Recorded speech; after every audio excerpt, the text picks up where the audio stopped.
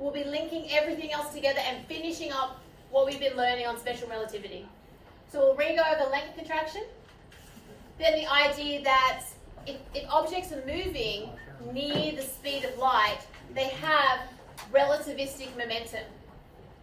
And when you have relativistic momentum, that's all coming from the idea that your mass has actually increased. So if you are stationary now, this comes into the idea, if I was moving like the flash near the speed of light, you would observe my mass to increase.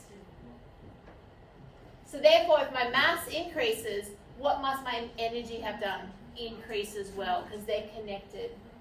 And then we're going to finish off with the relativistic addition of velocities when objects are moving near the speed of light and how that changes things. Twin paradox we did last lesson, we're not going to go over.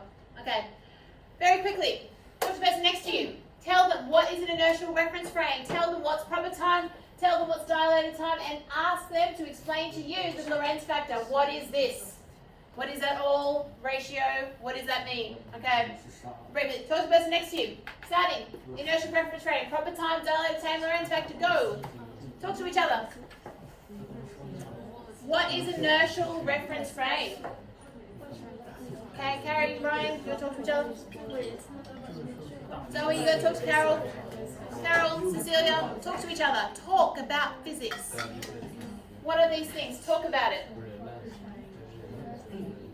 Billy and Iris, talk about physics, not about what you're doing on the weekend. You got to actually talk to each other. Carrie and Ryan, talk.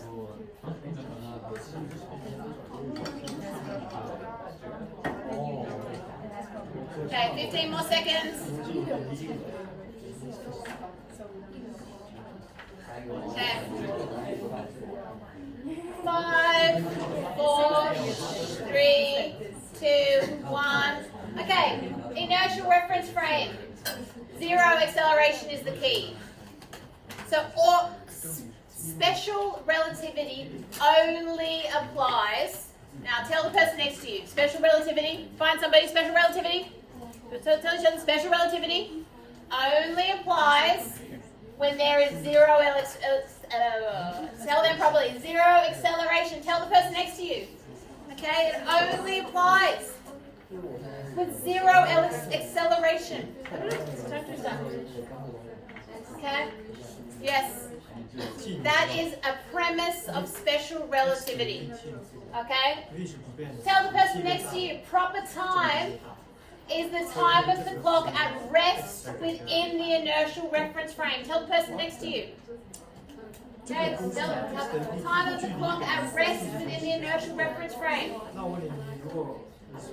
Okay? Tell the person next to you, dilated time is experienced by the observer who is moving relative to the event. Okay, tell the person next to you. Okay?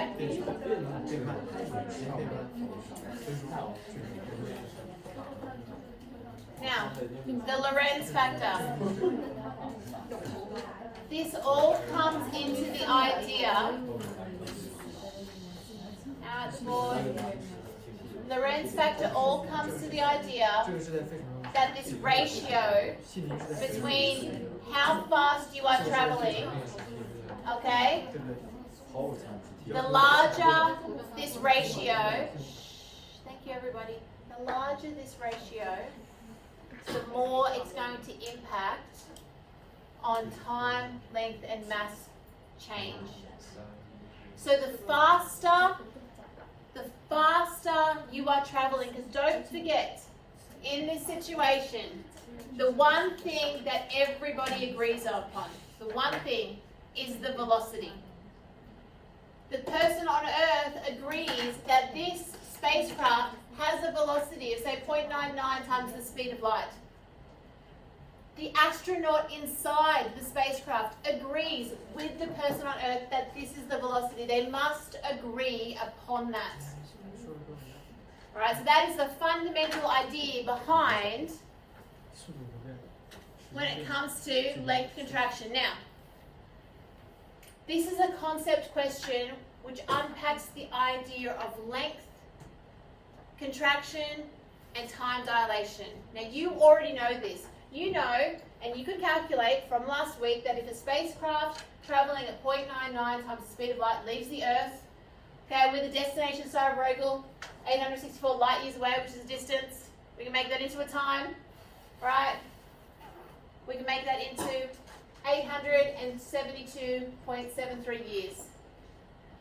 So from the Earth, they measure proper length, okay?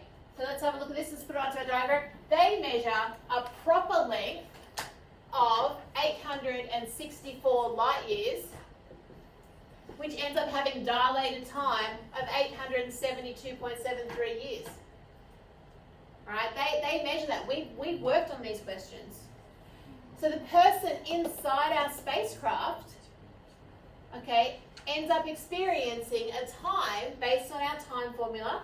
So time equals dilated time equals real time divided by 1 over b squared over c squared. So using that, we can see that the time is 123 light years. Now, oh, not light years, years. Sorry, everybody. Years. If they both agree that they're travelling at this velocity, this ratio, because remember velocity is simply distance over time, that's how you found the time. This ratio, these must be the same ratio. Would everybody agree with that? The ratio must be the same. So therefore the length that the person on board, the astronaut, experienced must be shortened. It must be contracted. Would everybody agree? Like that's the basis of this. And I like this because it actually makes sense in like, it kind of makes sense.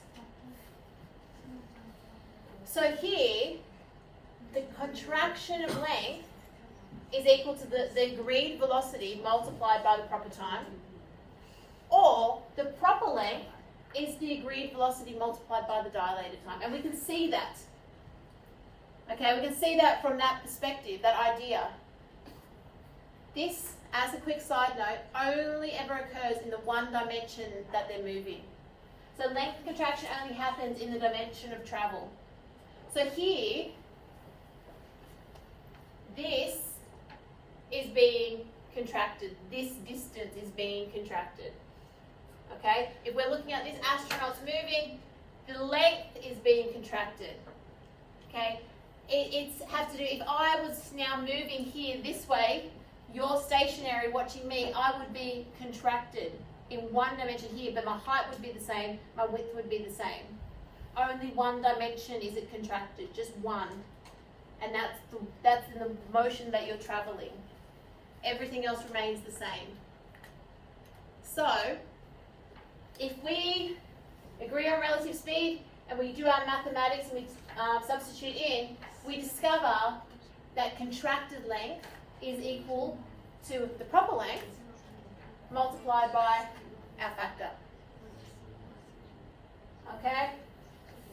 So, if we want to put this into mathematical practice, so you're in an exam, I want you to think about this, you're about to talk to the person next to you. An astronaut travels at 0.8 times the speed of light relative to an Earth-bound observer. So they're on Earth, and the astronaut's traveling. She travels from the Earth to the nearest star system, Alpha Centauri, 4.3 light years away, as measured by the Earth-bound observer. What is the distance from the Earth to Alpha Centauri as measured by the astronaut? So talk to the person next to you. Is this 4.3 light years, is that proper length or contracted length? Tell the person next to you, is it proper length or contracted length? Talk to the person. Talk. So here we have this situation where my length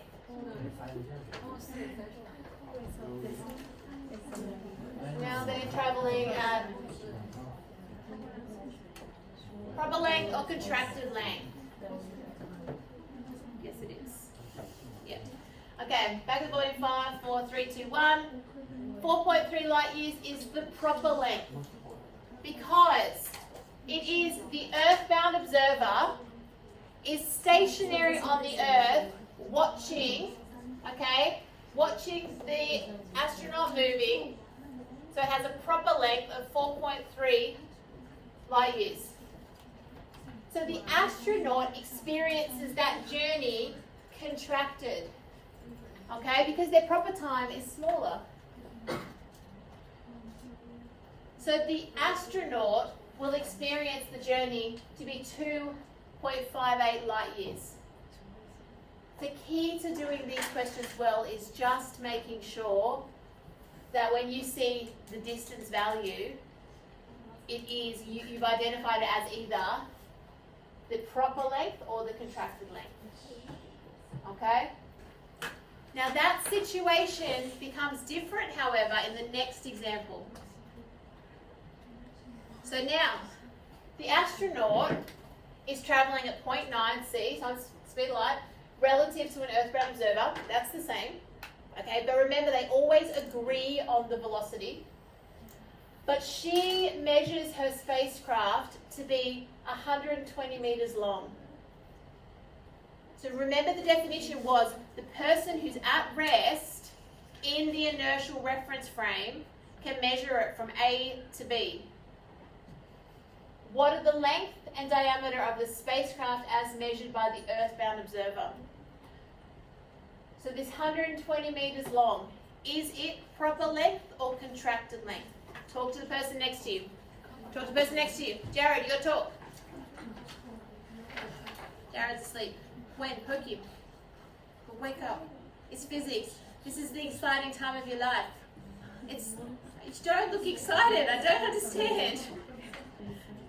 Einstein was very excited by this, Jared. Okay, Einstein thought this was amazing. It's so exciting you fall asleep. Okay, at the board, 120 meters.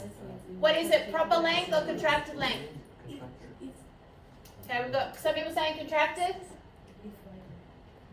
If the astronaut was measuring the spacecraft on the Earth or in space, doesn't make any difference. Because where is the inertial reference frame that we're talking about here now?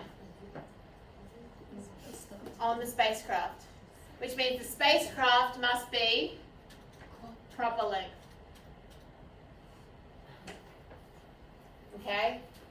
So it comes back to this idea that it all has to do with, remembering the rules is for length, who is doing the measuring? The proper length is the person who is stationary, who's not moving. So for this, in this situation, the Earth is moving relative to the stationary astronaut. Okay? So the astronaut was measuring it, got out there, and they measured it from here to here. Found it to be 120 meters. The person on the Earth is moving away from them. So they're going to experience, they're the ones who see it being contracted. And I don't want to go into more levels of it, I'm going to stick to exactly where, feel free, we can have more conversations one-on-one about this, but for now, the most important thing I want to get across, because it is important, is the idea that you need to figure out what is the proper length, and it all has to do with defining the stationary person.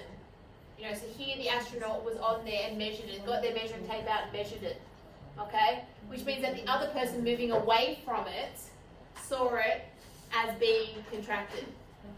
If you are in a situation where you are on Earth and you're not moving, it's the spacecraft that's moving away from you, but you have defined A to B as that fix, then that's the proper length.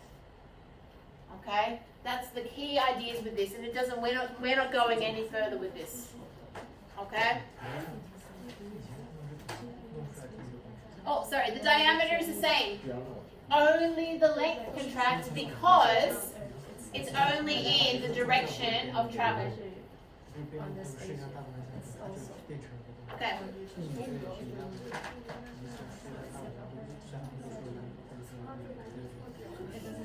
So in a nutshell, these are meant to be little arrows. I'm sorry, I forgot to fix them.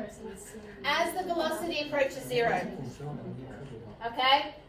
As the velocity approaches zero, the contracted length just becomes the same as the proper length. So here, if I just stand here, I just look the same as normal. If I could move near the speed of light, okay, you would see my width being contracted. Because you guys like being from Earth. That's where it's like you guys are on Earth watching this. Okay? So seeing this moving away. Because you're, yeah. No, everybody looking at me, no, we're good with this. As you approach the speed of light, the contracted length approaches zero. Because you're moving so much fast, it gets contracted even more increasingly. So ideally, okay, Einstein looks at the idea that the greater the velocity that you are traveling at, the greater the length contraction, the time dilation, and the mass accretion, which we're getting into the whole idea with the math soon. So the greater you see the impact of the change because of the speed. Because special relativity all comes back to the idea that when you are moving really, really super fast, approaching the speed of light, your length, how you view distances, how you view time, and even the mass of how the mass is being observed changes due to that speed. That's like in a nutshell. Okay. I would suggest you guys go back and read these notes more thoroughly. So we're doing like a brief overview, but there's lots of words in here. So now let's talk about mass. So when you are stationary and you watch an object moving really fast, okay, approaching the speed of light, you view that object as having greater mass. The mass increases. And the whole idea is that the same relationship as what's happening with time. So we call M0 rest mass or proper mass. So ideally all the masses that we talk about normally in classical physics, that's these masses. But now we take these masses and we make them move at nearing the speed of light. And that changes the mass. Now when you change the mass, you also then change the momentum that the mass has. Because mass is a property, mass and velocity, obviously if you're moving here, is the principle behind momentum. So you end up with not just relativistic mass, but that causes relativistic momentum. So as you start approaching speeds of, near the speed of light, your momentum becomes a relativistic momentum. And that is a fundamental of the fact that the mass is increasing. And that makes sense. More mass, more velocity, more momentum. Okay? But in the relativistic way. Oh, sorry, I should point, but it does approach an asymptote there because the idea is that you cannot have a speed faster than the speed of light. So you will reach a point in which the relativistic momentum just approaches infinity because as it gets faster and faster and faster, and that comes back into your square. Okay. So, if we wanted to look at the momentum of a proton moving at 99 meters per second, that's not really that fast, okay, compared to what we're traveling. We could have a look at though and see if we just did mass times velocity, we could find that answer. But there's a relativistic momentum because the momentum is still, okay, it's still occurring. Even the idea of being, even the GPS of a satellite orbiting the Earth is still undergoing time dilation. So even a proton moving at 99 meters per second is still getting the impacts of mass dilation to its momentum. but not that much. However, if we now make, so it's a slight amount, but not really that much, because this is not very much at all. It's very, very close to zero. But if we now make the proton move at 0.99 times the speed of light, we now see that even though the mass of a proton is so small, we end up with a much larger increase, of momentum due to this huge number here. And we see, if we compare it to classical momentum, we see it's by a factor of 10. Yeah.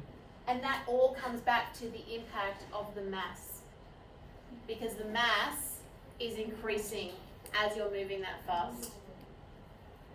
Okay?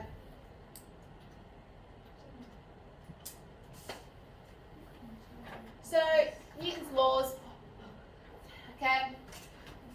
So when we think about the idea of, we've got our Newton came up with his laws, and then Einstein improved upon them to make them apply to so many more situations. They still fit in the idea with Newton's laws of motion. And that comes in with the idea of momentum.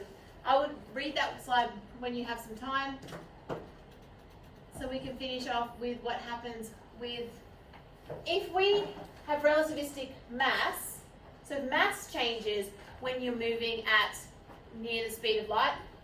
Well, if we know that energy held within something is equal to its mass times the speed of light squared, as this mass changes because of how fast it's going, well, the energy held within it must also change. It's like this counter-on effect of special relativity. So the whole idea is that if we substitute in, our Lorentz factor times our relativistic, let me take a step back. If we've got our proper mass, our mass at rest, and we multiply by the Lorentz factor, we actually end up having the total energy that is held within the object that is moving at speeds approaching the speed of light. Because when it's very small speeds, it doesn't work as much, which we just showed. Interestingly, this total energy actually ends up being equivalent to the energy held at the object at rest plus its kinetic energy. So it all comes into quite a nice, neat little package. The idea that when an object is moving near the speed of light, it has energy from just being in itself with mass and kinetic energy, which makes sense. So relativistic energy equals rest mass energy plus kinetic energy, which we can prove. Oh, whoops. Sorry, I got too excited. Which we can look at calculating energy of objects at rest. We just have, E equals mc squared. Okay? Any objects at rest contain energy. Okay? But when objects have... Oh, sorry. But when objects have relativistic energy and moving super fast, we can actually use that to find out some interesting things. I'm going to say it's interesting. So for instance, expect a question like this. For a proton moving, well, this is I suppose outlining it. If it's moving at velocity 0.500 c, so half the speed of light, well, this proton has rest energy. It also has a total energy, this should be M0 too, sorry please, M0. Okay, it also has a total energy, which we know is because of the real relativistic energy, okay, which we can calculate. So we could calculate the kinetic energy of the proton by looking at the fact that the relativistic total energy equals how much it has at rest plus how much it has kinetically, okay, and find the kinetic energy. I know that this is a lot, but if the number one thing I could get everybody to realize is when it comes to where we are going with these ideas, it really can be viewed as just an application of mathematics and formulae. Okay, just unpacking the questions and applying to the formulas. So, before we go to the next one, talk to the person next to you and tell them what is relativistic energy. Tell the person next to you what is relativistic energy. What is relativistic energy? What is relativistic energy? Tell them. Tell the person next to you what is relativistic energy. What is relativistic energy?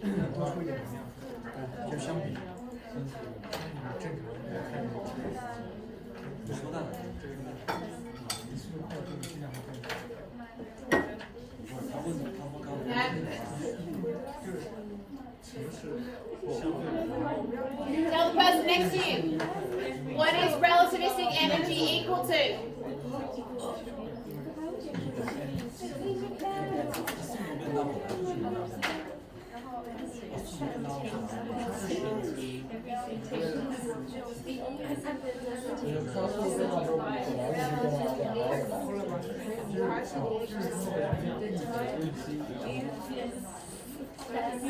Okay, tell the person next to you. How would you calculate relativistic energy?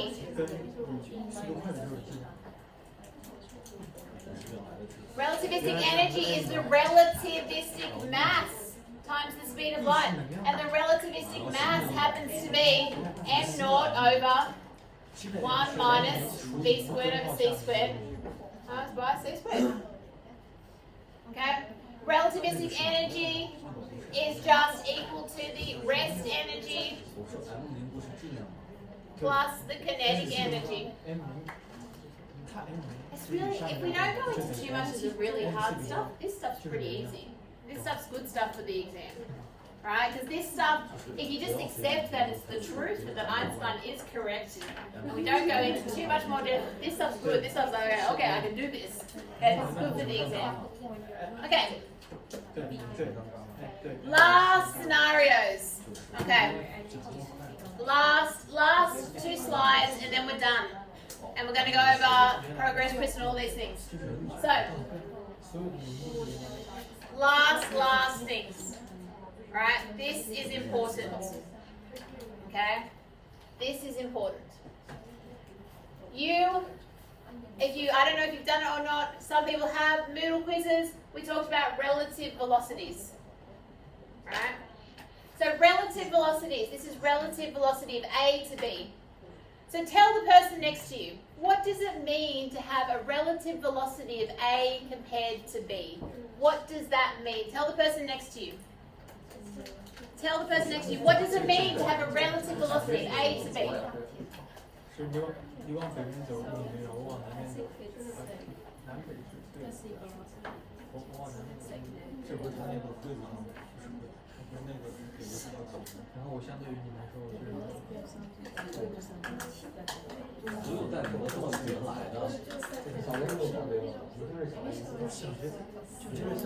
Okay, and the board in 5, 4, 3, 2, 1. If there was car A, so this is a car A, doesn't look like a car, but you know I can't draw cars anyway, and it's moving at 100 kilometers per hour. And car B was moving at 80 kilometers per hour. Tell the person next to you, what is car A's velocity compared to car B? Tell the person next to you, what is the velocity of A compared to B?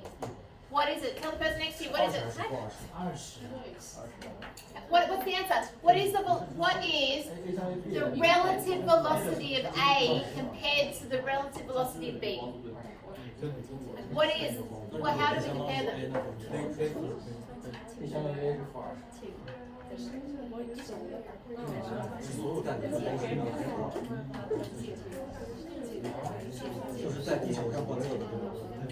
Okay.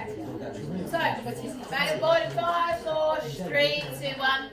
If you are on the highway driving at 100 kilometers per hour, you will overtake car B if they are traveling at 80 kilometers per hour, and you will overtake them with a relative velocity of A relative to B of 20 kilometers per hour. That makes 100% sense. Would you agree? Yep. If car A was now moving away from car B. Okay, so car A is now moving away in the opposite direction to car B. What is the relative velocity of A compared to B? What's it going to be? 100 minus 80. That's the pure maths application. So 180 kilometers per hour in what direction? Left. Now, that all makes sense, doesn't it? So why then, if here, rocket A is moving in this direction at 0.8 times the speed of light, and rocket B is moving in the opposite direction of 0.8 times the speed of light, if I apply the same thing, I end up with the relative velocity of A to B of 1.6 times the speed of light. Does this work? What is the fundamental? So standard Newtonian physics, right? Newtonian mechanics, does it fall down? Yes. Special relativity. Okay? The idea is you cannot travel faster than the speed of light, can you? So you certainly can't travel 1.6 times the speed of light faster. So Einstein fixed this when he came up with the modified formula. The idea that if we take our standard formula and then divide it by this factor, we actually end up with the concept of special relativity that works. So the velocity of A relative to the velocity of B, when you are moving that fast, right? Because it's like we're moving so close to the speed of light here now. Classic mechanics doesn't work. We have to use this formula. And then we end up with reasonable numbers. So that makes sense. So the relative velocity of A compared to B is 0.9756c. So that's one situation which you would apply that. And the last situation in which you can end up with things that don't work with classical mechanics. If rocket A relative to the Earth leaves the Earth at 0.6 times the speed of light, but attached to rocket A was rocket B. So they're both travelling along at 0.6 times the speed of Earth, and then rocket B shoots off. So rocket B then leaves. So rocket B relative to rocket A is 0.6 times the speed of light. Well, it only makes sense that rocket B relative to the Earth must be 1.2 times the speed of light. You know, like this whole idea that rocket B relative to the Earth, if it was already traveling at this, and then it increased off that, it must be 1.2c. But again, it breaks the laws of physics. Like that's the rule, is that you cannot travel faster than the speed of light. So therefore, we have to employ Einstein's modified formula. Now, this is the velocity of A relative to B in this situation here, A relative to B. These velocities are always relative to some stationary object. So when we have these two rockets, that is rocket A relative to the Earth. This is rocket B relative to the Earth. Okay? So this is where he manipulated our formula. It's back on the other side. Manipulated it to come up with these relative to each other, but they have to be relative to, a stationary object. The same with here. Okay, here. And I suppose I could even add here. One thing that I missed out on is that this velocity here of A is still relative to something, isn't it? If you're in a car, what are you driving on? The road. A relative to the road. And this is the velocity of B relative to the road. So they have to have one frame of reference that they agree on, that they're relative to. So that's an important thing. So when we apply this, we have, again, we just think, how can I apply my formula? You know, if you're like, I just don't know how I'm going to understand. It's the idea of, well, I always got a formula. How do I apply the formula? Well, we know that rocket B is relative to rocket A is 0.6c. Well, therefore, rocket A relative to B must be negative, it's the opposite direction. So when we have these ones, I end up with this. Remember, if I've got 3 unknowns and I know 2 of them, I can solve the formula. The velocity of A relative to the Earth is 0.6c, so I substitute in and I find that the velocity of B relative to the Earth is 0.88c. Yeah. And that's it. That is all the things you need to know for your exam. Any questions on this? Any questions on this content? So, things to think.